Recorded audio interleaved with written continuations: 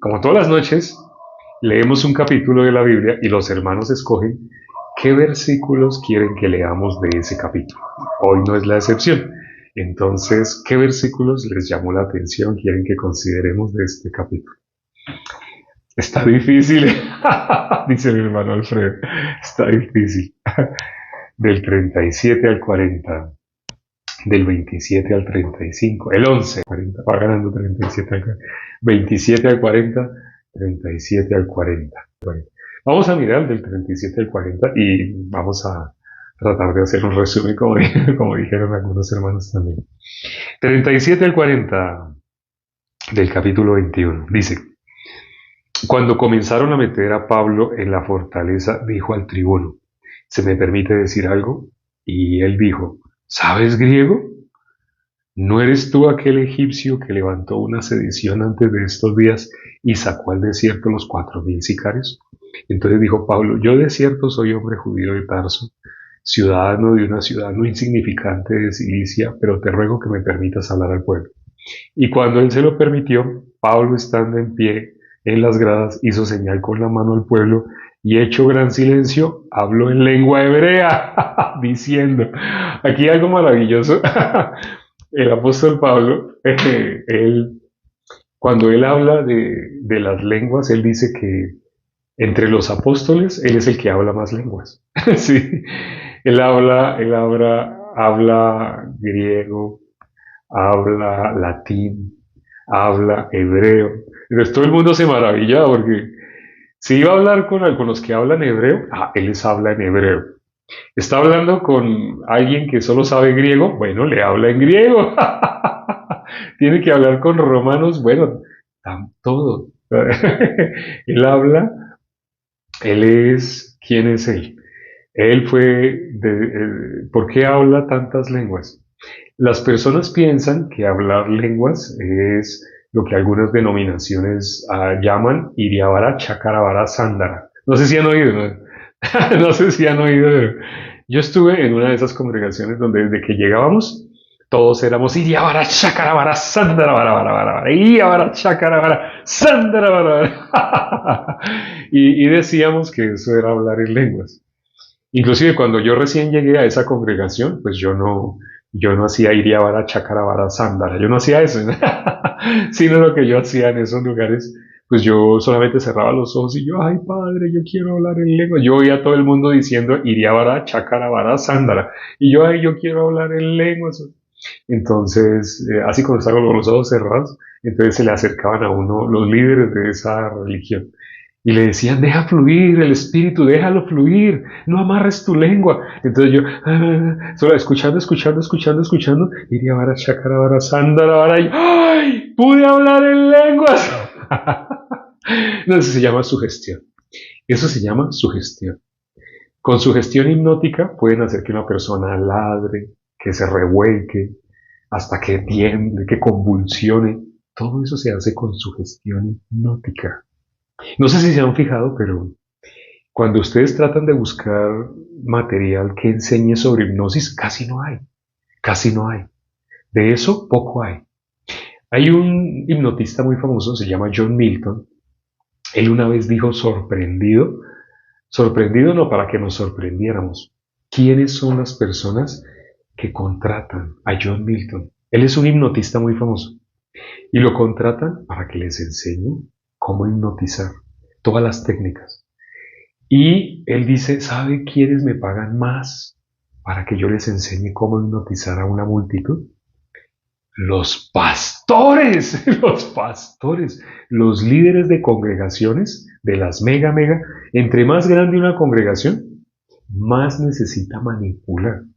¿Pero por qué? Ahora, no se asusten, si tú asistes o has asistido a una mega, lo que llaman mega iglesia, ¿no? Las mega. O sea, se puede decir denominaciones que tienen más de 10.000 miembros. Esas se conocen como megas. Entonces hay algunas que tienen 100.000. Aquí hay una que tiene más de 100.000 miembros. Imagínense una congregación con más de 100.000. El estadio les queda pequeño. El estadio donde juegan fútbol, partidos internacionales, cuando viene Argentina, así, a jugar la selección de Argentina contra la selección del país, de este país. Van a ese estadio, pero en ese estadio no caben 100.000. Imagínense la cantidad de gente que tiene algunas congregaciones, eso se llaman mega iglesias. Entonces las mega iglesias, ¿por qué tienen que hacer eso? ¿Por qué tienen que hipnotizar a las personas? Les voy a explicar. O sea, todo cómo empieza, por el amor al dinero. En la Biblia dice, el amor al dinero, ¿qué es?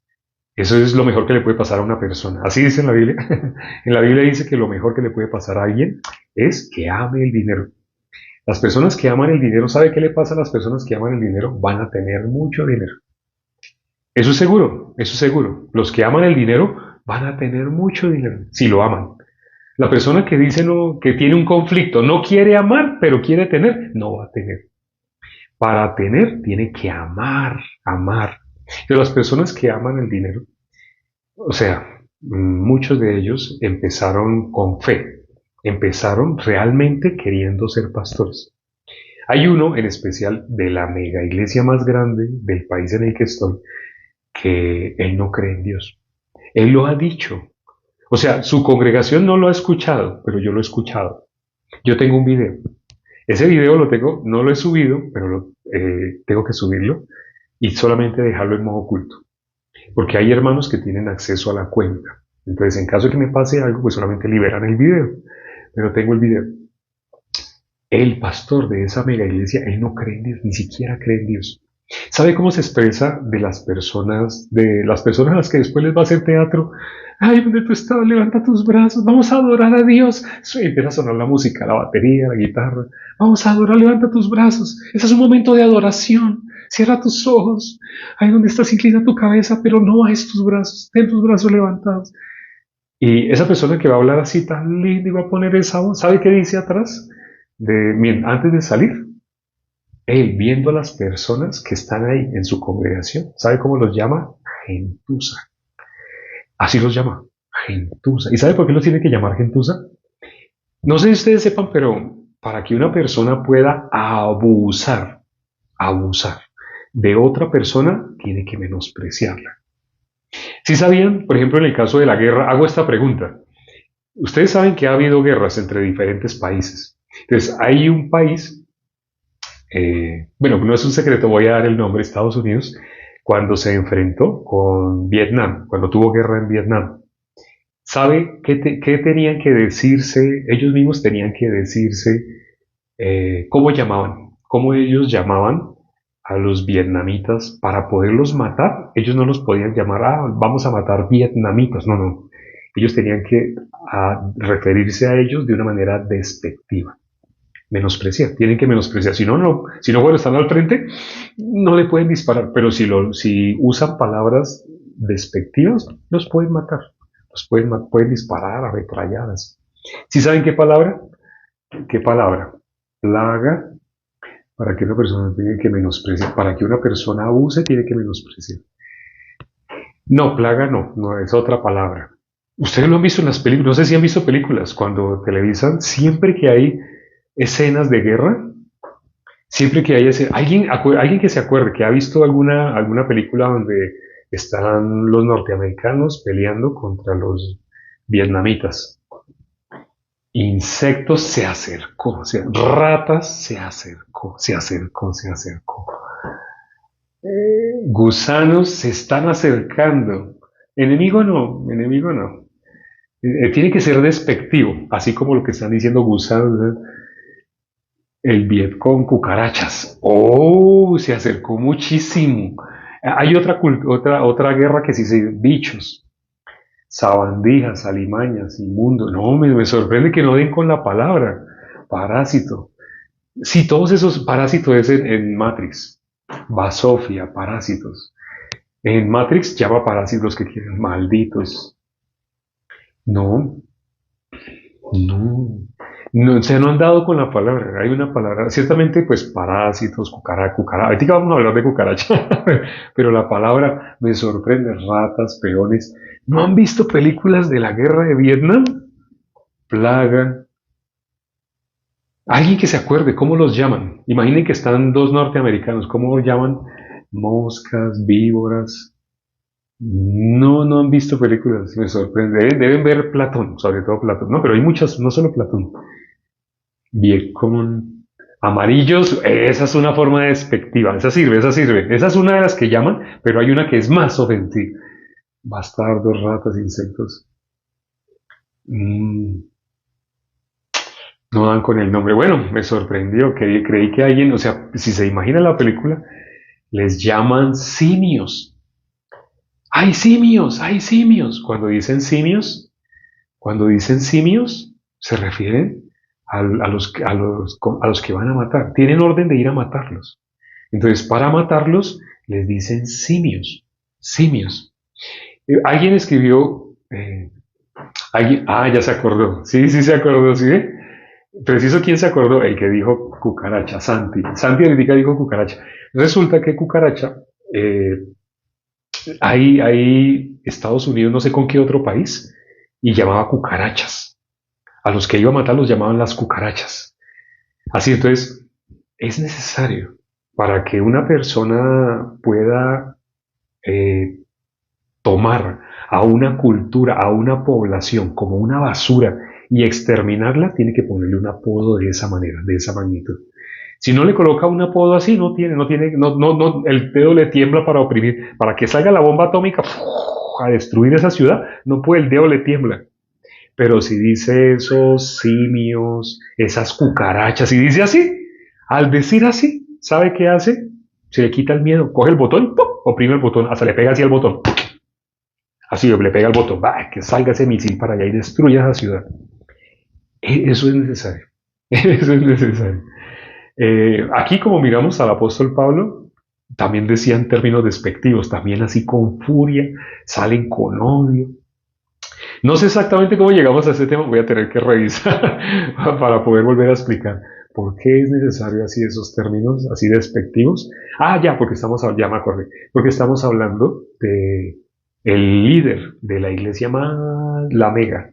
No, eso no es iglesia, delante de Dios. Delante de la sociedad se conoce como iglesia, pero no es iglesia, delante de Dios no. La más grande de Colombia, del país en el que me encuentro. Él detrás, estando atrás, antes de salir, él señala y dice, esa gentuza. Después de que dice esa gentuza, entonces ya llega el momento en que lo presenta. Y con ustedes, el apóstol. Y todos empiezan a aplaudir y sale él así con una sonrisa, sale con una sonrisa y coge el micrófono y empieza. Vamos a adorar, vamos a adorar. Antes de comenzar, vamos a adorar. Allí donde tú estás, levanta tus brazos. Le dijo gentuza. Les dijo gentuza y ahora les está diciendo allí donde tú estás, no los tutee. Sea varón, ponga los pantalones, así como atrás. Les dijo gentuza, dígales gentuza en la cara. Ahí coja el micrófono y dígales, ustedes son gentuza. ¿Sabe qué pasa? Se le van. Pero él no puede hacer eso. No puede permitir que se le vayan. ¿Por qué? Porque cuando una maquinaria ha crecido tanto, o sea, cuando ellos empezaron, algunos empezaron realmente queriendo ser pastores. No sé si ese sea el caso de él, pero algunos empezaron queriendo realmente pastorear. Pero cuando adquiere una magnitud muy grande, no sé si ustedes sepan, si han visto esos ya teatros donde caben miles de personas, tienen que pagar millones diarios de impuestos. Diarios, por tener esa estructura tan grande, el impuesto que tienen que pagar es millonario. Como tienen que pagar millones y millones y millones de impuestos, ¿de dónde lo van a sacar? ¿De dónde van a sacar? De las personas. Entonces, entre más dinero maneje, más dinero van a tener en sus cuentas también. Ya son personas que tienen millones de dólares en sus cuentas, pero no quieren perder ese dinero. Como no quieren perder ese dinero, sino quieren que la cuenta crezca más y más y más, entonces alguien tiene que pagar por ese impuesto, alguien tiene que pagar por esos vehículos tan costosos, alguien tiene que pagar por todas esas cosas costosas, todos esos lujos, alguien tiene que pagar. ¿De dónde creen que sacan ese dinero? De los fieles. Entonces llega el momento en el cual ya se pierde todo escrúpulo y inevitablemente empiezan a manipular a las personas, porque les tienen que sacar el dinero, sí o sí les tienen que sacar el dinero. Entonces, entre más grande, grande, grande, cuando miramos aquí en la Biblia los ejemplos de iglesia delante de Dios, ustedes ven así unas masas enormes. Al principio, cuando recién recibieron, como 5.000 personas escucharon. Luego 3.000 personas escucharon a Pedro, si se acuerda, ¿sí? Pero usted, ¿qué oye? Que todos se reunían en la plaza central. No, no se reunían, en sus casas, y compartían. Dice que todo lo tenían en común. Pero ahora, cuando se reciben ingresos en esas que se conocen como iglesias, todo va a parar a un mismo lugar.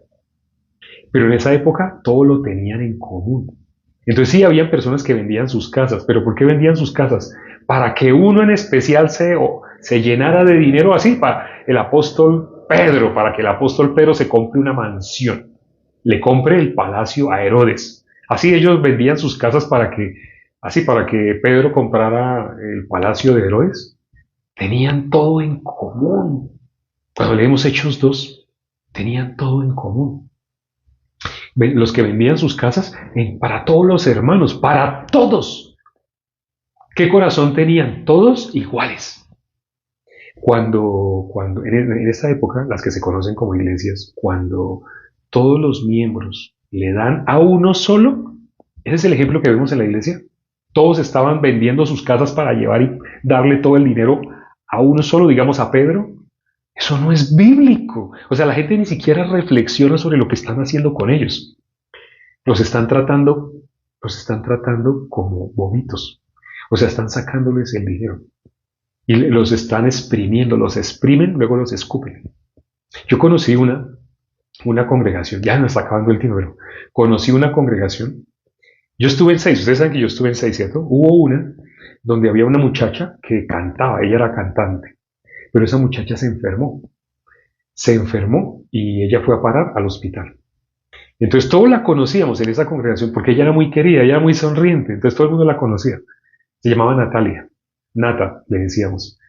Y ella se enfermó y ella supimos que estaba en el hospital, su papá estaba en el hospital con ella.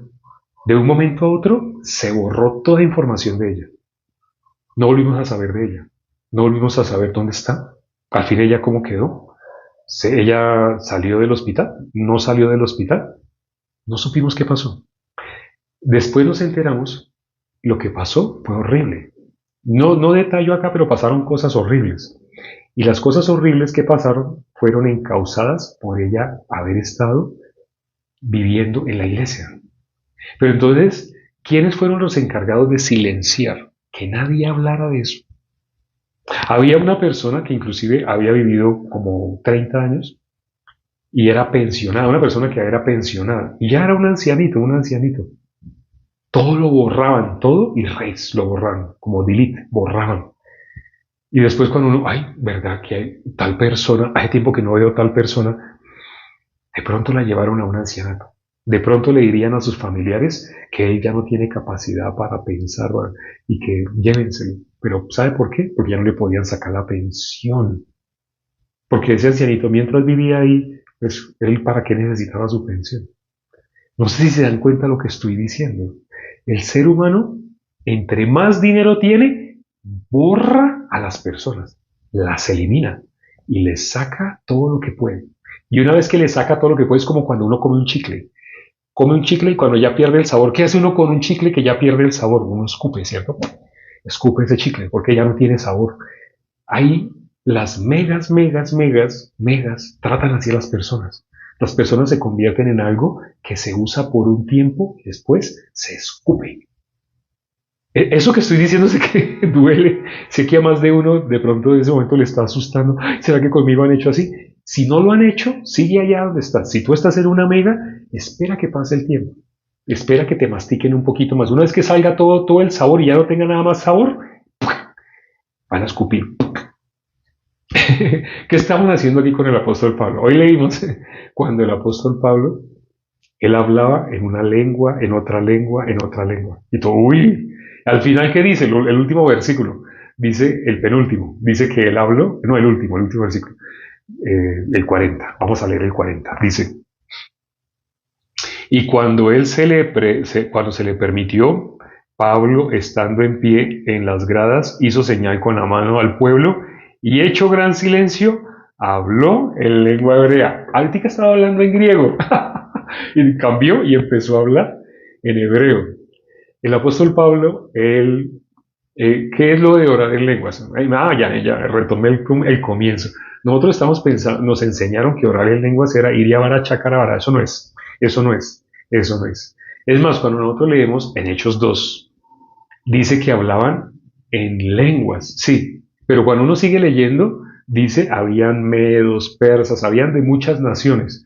Y dice, y les oímos a los que recibieron el Espíritu Santo, les oímos hablar en la lengua de cada uno de nosotros, lo que ahora nosotros llamamos idiomas, sino que ahora nosotros no usamos la palabra lengua para referirnos a los idiomas. Bueno, no el común de las personas, puede que un lingüista sí, pero el común de las personas no, un filólogo sí tal vez, pero el común de las personas cuando oye lengua piensa iriabara, chacarabara, sandarabara, no. Pero no, lengua es lo que ahora nosotros llamamos idioma. O sea, en nuestro lenguaje común nosotros decimos idiomas. ¿Tú hablas inglés? ¿Hablas francés? ¡Oh! ¿Y hablas español? No, eres como el apóstol Pablo. ¿Ya entienden en qué sentido dice el apóstol Pablo que entre los apóstoles él es el que habla más lenguas? Y sí desean, dice, ojalá que ustedes también deseen el hablar en lenguas, pero ¿sabe por qué? ¿Y sabe a qué se está refiriendo? Para que más personas conozcan el Evangelio. No tiene nada que ver contigo mismo. En esos lugares donde iría Vara, Chácara, Vara, Sándara, ¿sabe qué hacen? Las personas, dice que oran así, para ellos mismos.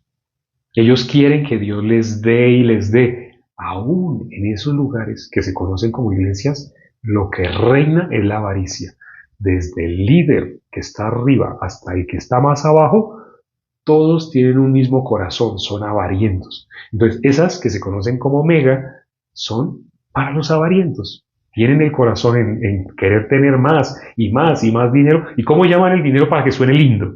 Para que no suene ofensivo, ¿cómo llaman tener dinero? Lo llaman ser prosperado, ser bendecido.